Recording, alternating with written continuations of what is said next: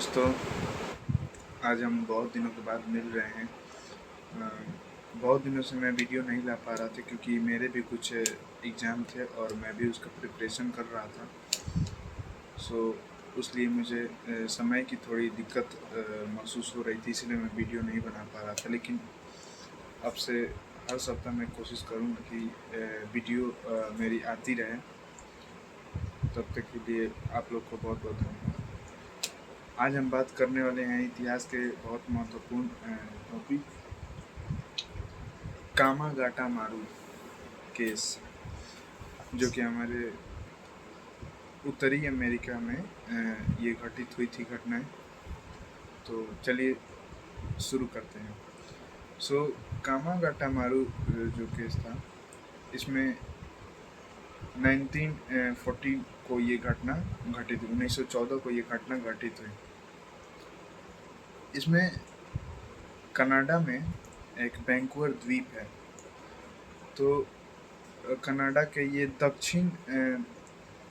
दक्षिण पश्चिमी हिस्से में ये वैंकूवर द्वीप है। तो वहाँ पहले ये नियम था कि कि वहाँ भारतीय जाकर काम कर सकते थे। चूँकि कनाडा में रोज़गार के बहुत स्कोप थे, तो भारतीय जाकर काम कर सकते थे। लेकिन वे भारतीय काम नहीं करेंगे जो अलग अलग मज़दूर दूसरे देश में, जैसे कि समझ लीजिए कि अगर भारत का मज़दूर श्रीलंका में काम कर रहा है तो श्रीलंका से कनाडा नहीं जा सकता, या इंडोनेशिया में काम कर रहा है तो इंडोनेशिया में वो काम इंडोनेशिया से वो नहीं जा सकता, ऐसे ही। लेकिन जो इंडिया का है प्रॉपर, वो इंडिया से वैंकूवर कनाडा में जाकर वहाँ मजदूरी काम जो भी हो कर सकता था। इसी बीच में 1914 में कुछ कनाडा में ऐसी घटनाएं घटित हुई जिसके कारण वहाँ ये सब भी कुछ लोग वहाँ चले गए जो इंडिया के नहीं थे, श्रीलंका इंडिया के थे, श्रीलंका इंडोनेशिया वगैरह में काम करते थे और चले गए। यही देखते हुए एक सिंगापुर के ठेकेदार थे जिनका नाम था गुरदीप सिंह। उन्होंने देखा कि सभी लोग जाने लगे, तो उन्होंने जापान से एक जहाज़ लिया। जहाज़ का नाम था कामागाटा मारू। ये जहाज़ जापानी जहाज़ था। उसमें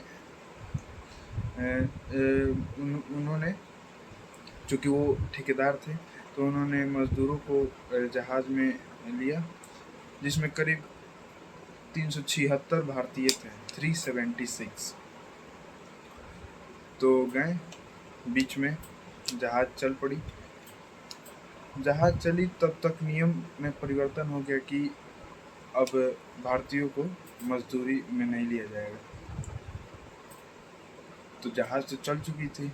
अब यही क्या हुआ कि अब वैंकूवर द्वीप के कुछ महीनों तक समुद्र में ही उस जहाज़ को रोका गया। बहुत विरोध भी हो रहा था। कुछ महीनों तक उसको समुद्र में ही जहाज़ को रोका गया, बहुत विरोध हो रहा था। और इसीलिए उस विरोध के लिए एक शोर समिति बनाई गई, जिसे तट समिति भी कहा जाता है। उसके मेंबर थे सोहन सिंह भाखना थे, सोहन लाल पाठक थे, बलवंत सिंह थे और हुसैन रहीम थे।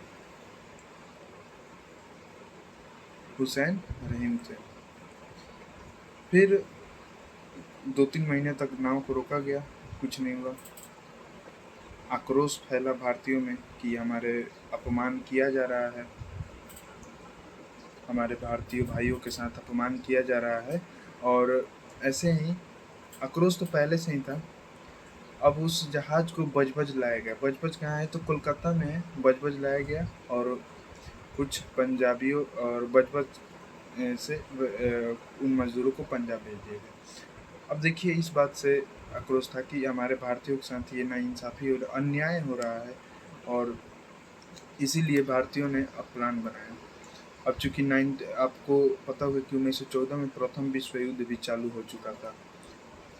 तो अब हम भारतीयों ने ये योजना बनाई कि अब विश्व युद्ध में फंसे रहेंगे तो हम ब्रिटिशों को भगाने का मौका देखेंगे। इसी बीच में हम लोग उनको भगाने का भी मौका देखा जाएगा, क्योंकि उनमें उनका कहना था कि उन 376 मजदूरों में कुछ गद्दार आंदोलन के भी सदस्य थे। यही बातें थी कामागाटू मारू जहाज केस में।